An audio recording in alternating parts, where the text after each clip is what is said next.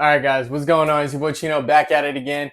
Today we are in the snake room once again. We have to go through, make sure everybody has some waters. We're actually also going to mist down everybody that does need a little bit of higher humidity and just a little bit of spot cleaning. Nothing too involved, right? We're going to be handling a little bit because we do have to take Urza out.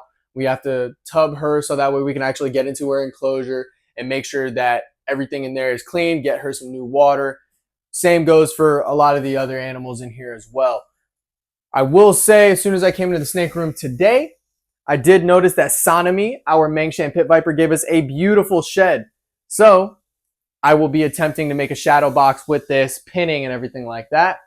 And Aurora also, our lovely rhino viper, she gave us another beautiful shed. So again, shadow box. I may or may not entertain the idea of a giveaway if I can figure out how to do some shirts and everything like that. And then we'll go ahead and get that drop rolling out. And our shirts actually did just land. So those of you guys that did buy, we will be shipping those out very, very shortly to y'all because we know everything's been behind. Y'all have been patiently waiting. So we will make sure to get y'all taken care of. We also do need to take care of Rizo because he also has some dookies in his. And Rizo is high on the priority list because we do need to make sure that he does not have any more stuck shed on him. Him being a rattlesnake, very, very feisty. It's going to be a little bit difficult. I may have to pin him, may have to tube him, but we will see. Up next, we're going to go ahead and show y'all a time lapse of me just going through real quick with the waters and spot cleaning. And then we'll go ahead and get into the exciting stuff like showing off Sonomy, Aurora, and Urza. So stick around, guys. It's going to be a fun one. Let's get it.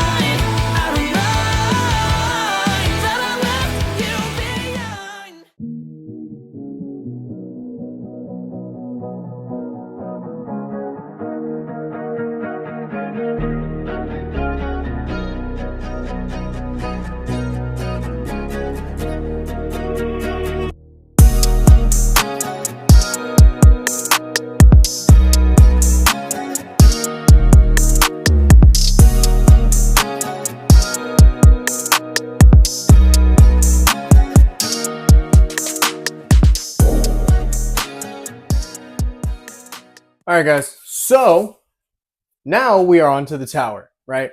I did not realize that actually all of them did need to come out, including the Siamensis as well.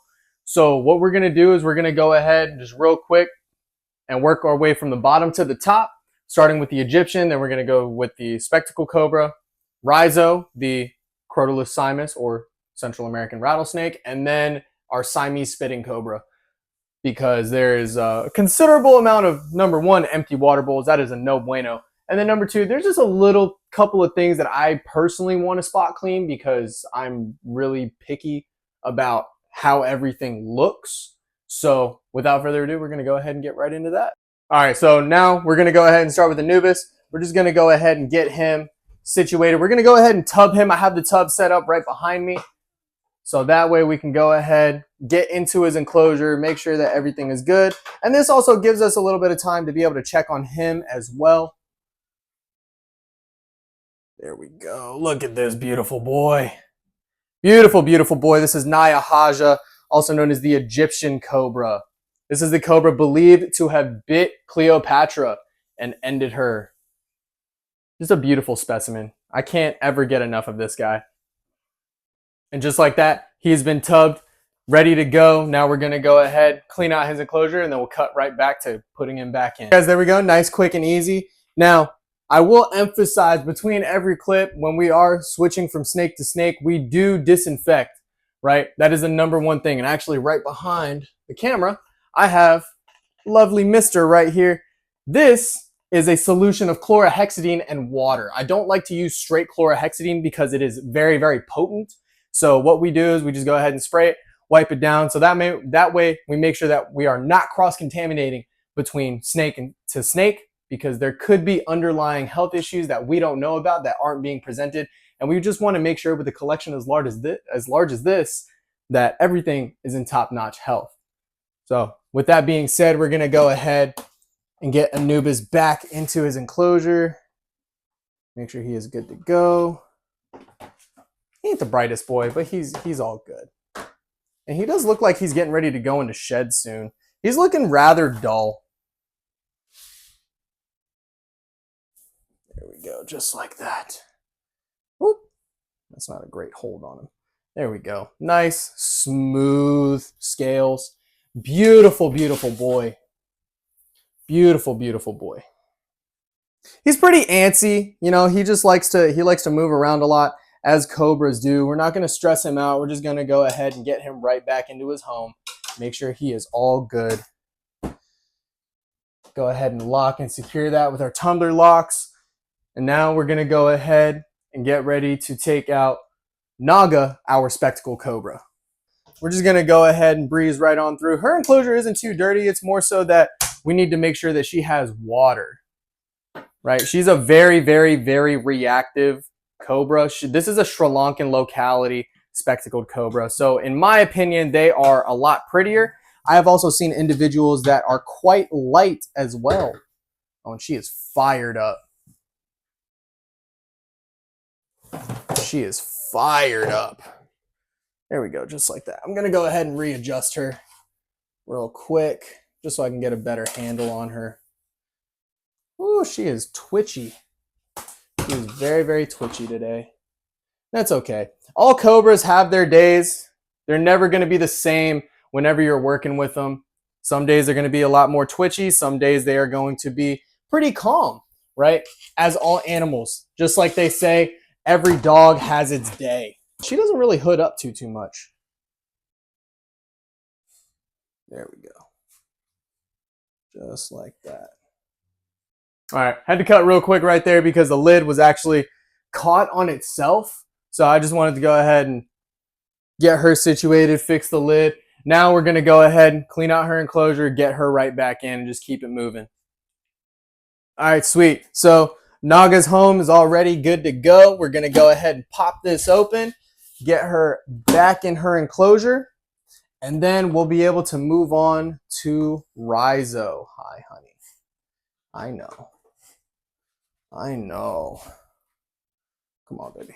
There we go. There we go. Just like that. Look at her. She is beautiful, guys. Nice, beautiful, healthy Sri Lankan spectacled cobra.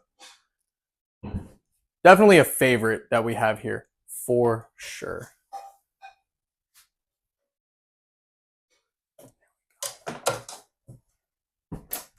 Bam. And just like that, now we're going to move on to Rhizo. All right, guys. So this one right here, Rhizo, he be stressing me out. He is definitely not the, let's see, how do we put this?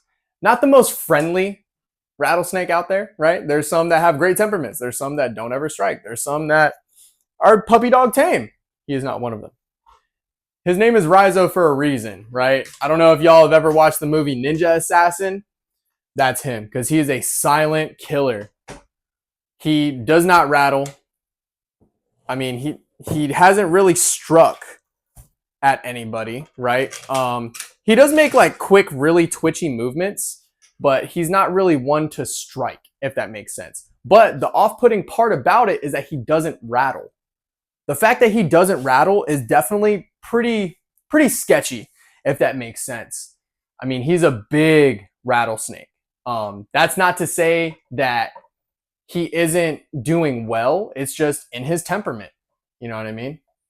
He's definitely chilled out a good amount. He's not crazy like how my buddy had explained he would be, but we're still working on getting him to a point where we can just hook and tail him out of the enclosure, because he for sure is not there as of right now. So all we really do is we just double hook him to get him where we need him to go. And then from there, we just kind of do what we need to, right? i.e. cleaning out his enclosure, making sure that, you know, he's in good health. If y'all had watched last video, you guys know that he did have some stuck shed on him. We're still trying to make sure that he is all good there, which he is doing very well. No, he did not strike. I will say this. He likes to make very, very fast, twitchy movements. And that, in turn, sometimes causes the hooks to bang on one another, just like this. So right now he is in a prime position to where I can just come in here. I can go ahead. And I thought I would be able to double hook him out, but I guess not. I mean, this is a beautiful specimen of rattlesnake to be able to have. I am so fortunate, and I love him. He's literally awesome. He's an absolute unit. Just an absolute unit. I mean, look at that rattlesnake. Super freaking sick. So we're going to go ahead, put him right on in here. Get him in there. And keep our hands away from all of that. Because we do not need to get our hands close. Anywhere close to that.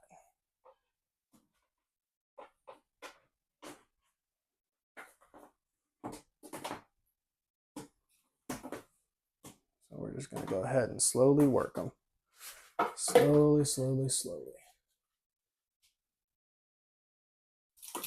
There we go. There we go.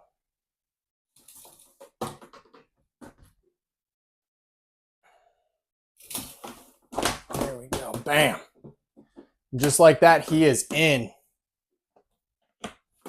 Cool. Now we're going to go ahead, clean out his enclosure, and make sure he's good. Actually, what I'm going to do, I'm going to go ahead and put him for a soak real quick too while we have him out. And he's going to be one of the last ones that we put back in just to make sure he is all good. All right, guys. And real quick, this is another reason why I want to put emphasis on why you do not ever, ever, ever, ever, ever pick up a pit viper's bowel movements, or poop, if you will, with your bare hands. So we just got out this nasty little dookie out of Rizo's enclosure, and I don't know if you guys can see that right there or not, but right there, that is actually a rattlesnake fang. Not one, but two. There is another one right there. And believe it or not, we actually got three. So to further educate you guys, pit vipers do shed their fangs indeed. And it is very, very dangerous because 9 times out of 10, we want to go in, we want to clean real quick and just reach in, go ahead, pull it out, throw it away, do what we do. This is why we exercise caution when going ahead and taking care of these animals, because one wrong move and you can have an indirect envenomation, right? What do I mean by that? What I mean is if you were to go ahead and reach with your bare hands into the enclosure and pull out the poop or urates and whatever and get pricked by that fang, guess what? Those fangs still have venom in them, and then you will suffer an envenomation, and it's not going to be fun. Because this guy right here is a potent rattlesnake. Not to say that he is the most venomous, but the venom definitely sucks. It is a cocktail, and it would definitely ruin your day for sure. So I just wanted to go ahead and let y'all know about that. And now we got to let these soak so we can go ahead and throw them in our little fang jar. All right, guys. Sweet. So we've had Rizo soaking for a considerable amount of time. I went ahead, cleaned up his enclosure, you know, let it get a little bit, I don't want to say humid, but I let it get a little bit more moist in there for him. So that way we can really try to dial in his humidity levels, like I said last time, along with what we said, because he did have that stuck shed on him. We want to make sure that we can get as much of that off as possible, right? So what I'm going to do, I'm going to go ahead and swing this over this way. That way I can have some room to work with him on the floor. And try to, oh no, not the rhino shed. So this way, we can make sure that no other animal is going to get to him, and we can go ahead and get him out, put him on the floor, check him out real quick, and then hopefully I'll be able to show him off to you guys. All right, guys. Up next, we're going to go ahead and do Urza. Got to get her out of the enclosure into this tote. So it should hopefully move pretty seamlessly. I'm hoping anyway. Y'all know Queen Urza. She is roughly a 7-foot king, Sunda king cobra. She's calmed down a little bit as we've continued to handle her, but I will say that nonetheless, she is still a king cobra, right? What does that mean? She's still pretty feisty. She still sometimes likes to shoot out of the enclosure. Sometimes she likes to strut her stuff, if you will. So, just like that. She's going to be really twitchy. She's going to keep on doing her thing. I just have to reassure her that nothing is going to happen to her. And just like that, she goes ahead and tucks herself back in there. Hi. Sometimes getting her out of the enclosure is a little bit of a chore, but it is okay. That's your head. Hi, Mama. Hello. Yep, come on. Come on. Come on. Come on. Hi. Hello. Hello. Yes, I know. I know you don't want to come out. It's okay. It is okay. Come on. Now, this is the upside or kind of downside to me putting so much in her enclosure to give her cover, is that it does make it a little bit more difficult to get her out sometimes. But it does help her feel more secure. It gives her more visual barriers so that way she does not have to be seen. And so that way, sometimes she can be more secure. Oh, God. Jesus. Come on, flip on me. Come on, come here. Come here. Come on. Yeah, I know. You see what I'm saying, guys? She does like to flip around. She does like to do that every once in a while, to where she likes to act like she's going to shoot out and just spins really fast. And that's what kings do, guys. These guys are lightning quick. They're not, just because they're big doesn't mean that they're slow. And she doesn't look all that big, but she's pretty lengthy. And once you get her out, you just got to be really calm. You don't want to stress her out. You want her to do her thing, to check everything out. Just like that. Slow movements with these guys. Slow is key. Slow is always key. She's a very, very, very alert king cobra. Super alert. Look at that, guys. Look at that. An absolute unit of a king cobra. We love her to death. She's awesome. She's grown so much since we've gotten her. And I love that. I love that she just goes right into the tote and right back out. That's dope. So it's just going to be a little bit of a struggle, but that's okay. That is perfectly fine. See, the biggest thing is just remaining calm. That is always the biggest thing with these guys, is remaining calm. You always have to remember, these guys don't want to hurt you. Really, they just want to get away from you. That's the number one thing that they want. They just want to get away.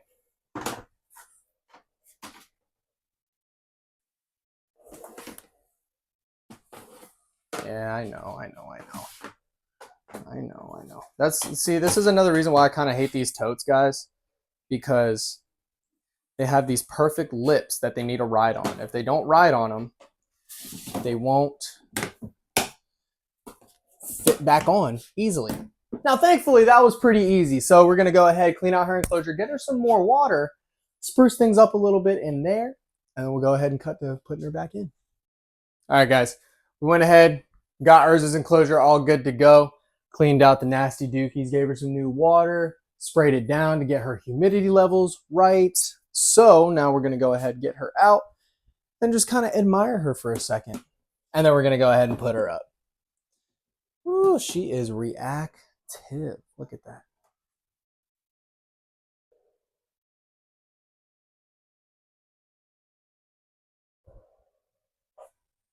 Look at that. Absolute unit of a king cobra. She's awesome. Yep, there she goes. Hi, mama. Yeah, let's not do that. Let's not do that. Come on. Come on.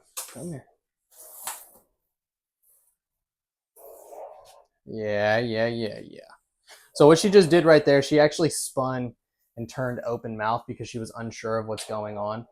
She just came out of a tote, right? We just had her in a little holding receptacle for a little bit just to kind of clean up her enclosure because obviously we're not going to have a king cobra just roaming around, right? And you can see she's pretty big. She's a pretty big king. We're not going to be able to get her fully stretched out to properly show her size, but she is a absolute beast. She's growing like a weed. She is looking more beautiful than ever. And she is so alert. So alert. If I'm being 100% honest, a single hook isn't going to be able to properly hold the weight nor the bone structure of a king cobra. I mean, these guys are the longest venomous snakes in the world, right? Absolutely nuts. Now, one fun fact about these guys, they have an elongated and modified trachea that allows them to move air out of their lungs faster than most snakes, and they actually emit a growl. Look at that. She's just kind of checking everything out, seeing what's going on. There you go. There you go. All right. Now she's telling me that she wants to go back home. So that's what we're going to go ahead and do. We're going to go ahead and put her right on back before she keeps on getting antsy. There we go. Let the queen go back home. Boop. Hi, mama. Yeah. Go ahead and put on a show for everybody. Don't be a goofball. Don't smack the glass, please. All right, and just like that, good to go. All right, guys, that was a nice little cleaning video for y'all. Just taking care of the snakes, a couple of updates. We're actually going to get ready to go live on TikTok. It is actually Sunday, so that means it's feeding night. I don't even know what time it is, what time we're getting done with this. But if y'all want to go ahead and pop over to TikTok to watch some of the snakes eat, y'all are more than welcome. The link will be in the description below. I appreciate y'all for popping in and checking out the video. Thank you for all the support that you guys continue to give. And until next time, guys, y'all remember, take care, be safe, follow your dreams, and we'll see you on the next one. Peace.